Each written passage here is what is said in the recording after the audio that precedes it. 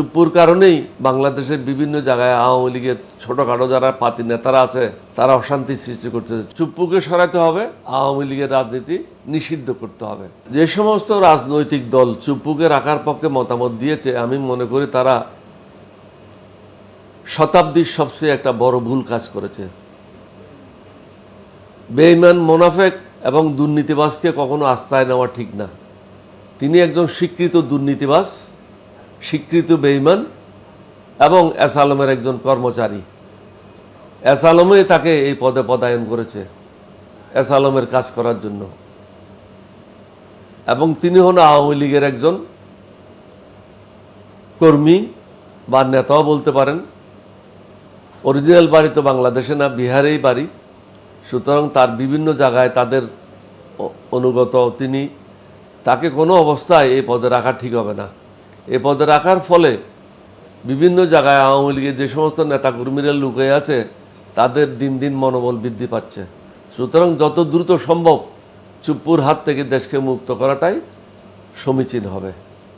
ওয়াকারুজ্জামান সাহেব সম্বন্ধে আমি অনেক কিছু জানি না, কারণ আমি যখন সেনাবাহিনীর চাকরি ছেড়ে দিই, আমি কোনো স্বাভাবিক অবসর আসিনি, আমি চাকরি ছেড়ে দিয়েছি। এটা 1980 সালের 10ই ডিসেম্বর আমি চূড়ান্তভাবে, যেটা ছুটি নিতে হয় 1 বছর বা 6 মাসের, আমি সেটা ছুটি না নিয়ে পরিষ্কারভাবে 10ই জানুয়ারি চলে আসি। সুতরাং বর্তমান সেনাপ্রধান অনেক পরেই সামরিক বাহিনীতে যোগদান করেছে, তার সাথে আমার কখনো ঘনিষ্ঠভাবে কথা বলার বা বসার সুযোগ হয় নাই। 5ই আগস্টের পরে 2-1 বার দেখা হয়েছে, তাও খুব স্বল্প সময়ের জন্য। সুতরাং তার সম্বন্ধে আমি বিশদভাবে কোনো ব্যাখ্যাও দিতে পারবো না, আমি বিশদভাবে তার সম্বন্ধে জানিও না। এটা আমি সেনাবাহিনীকে দোষারোপ করব না, এটা আমি যারা সরকার আছে তাদেরকে দোষারোপ করব। তারাই তো সেনাবাহিনীকে আমন্ত্রণ করে নিয়ে গেছে। সুতরাং সেনাবাহিনীতে কাজ আদায় করা দায়িত্বটাই হলো বর্তমান যারা তত্ত্বাবধায়ক সরকার আছেন বা অন্তর্বর্তীকালীন সরকার আছেন, তাদের এই দায়িত্ব হলো আর্মিকে নির্দিষ্ট একটা কাজ দেওয়া এবং সেই কাজ তারা সঠিকভাবে করছে কিনা সেটা তদারকি করা। এখানে সরকারের বিরাট ব্যর্থতা রয়েছে, সামরিক বাহিনীর ব্যর্থতা রয়েছে, এটা আমি বলবো না। শেখ হাসিনা তার 5ই আগস্ট পালিয়েছে অথবা তাকে পালাতে দেওয়া হয়েছে। প্রশ্নটা হচ্ছে যে আসলে মানে শেখ হাসিনা চলে গেল কিন্তু চুপ্পু সাহেবকে রেখে গেল, তাকে কিছু বলে গেল। অন্যদিকে মানে শেখ হাসিনাকে তাড়িয়ে দিল, চুপ্পু সাহেবকে রেখে গেল। মানে প্রশ্নগুলো কেমন যেন হয়ে যাচ্ছে, মানে এগুলো আসলে কেন হচ্ছে? এটা আমি মনে করি বড় বড় রাজনৈতিক দলগুলিকে চুপ্পুর ব্যাপারে সিদ্ধান্ত নিতে হবে, অতি দ্রুত সিদ্ধান্ত নিতে হবে। চুপ্পুর কারণেই বাংলাদেশের বিভিন্ন জায়গায় আওয়ামী লীগের ছোটোখাটো যারা পাতি নেতারা আছে তারা অশান্তি সৃষ্টি করতেছে। চুরি, ডাকাতি, রাহাজানির সাথে তারা জড়িত এবং আইনশৃঙ্খলাজনিত বিভিন্ন কাজে জড়িত।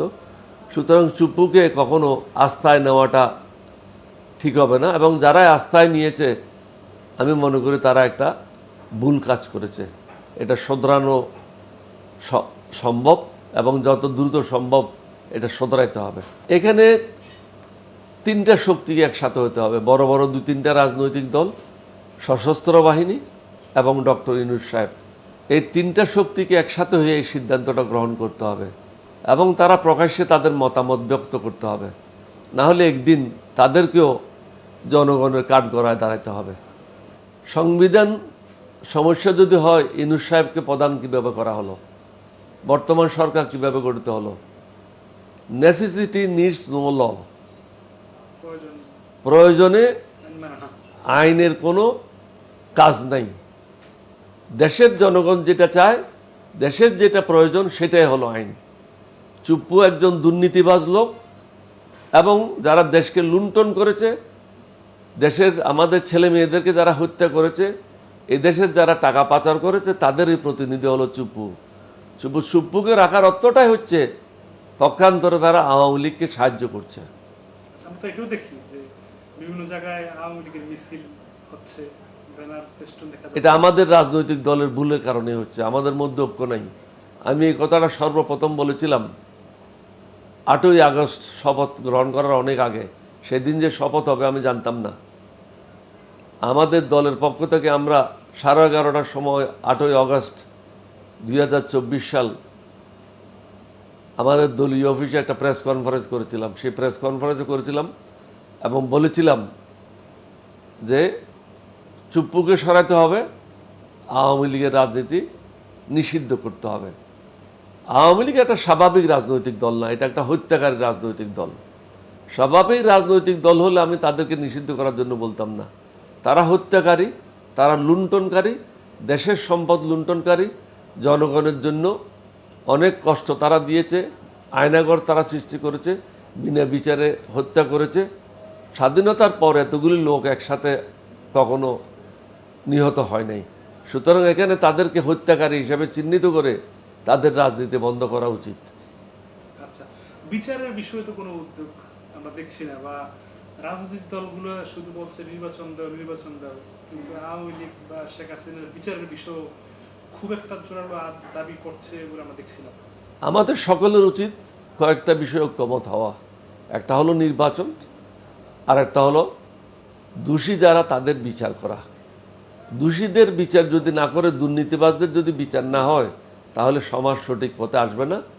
আমাদের এই রক্ত দেওয়া, এর সংস্কার কোনোটাই কাজে আসবে না। এই পর্যন্ত আমার যে অভিজ্ঞতা, বড় বড় দুর্নীতিবাজরা কখনো শাস্তি পায় নাই। তারা টাকা দিয়ে এটা ম্যানেজ করে এবং রাজনৈতিক কিছু কুত্তাদেরকে তারা কিনে নিয়ে তারা স্বাভাবিক জীবনে ফিরে আসে। এটাই আমি দেখেছি গত 60 বছর যাবত।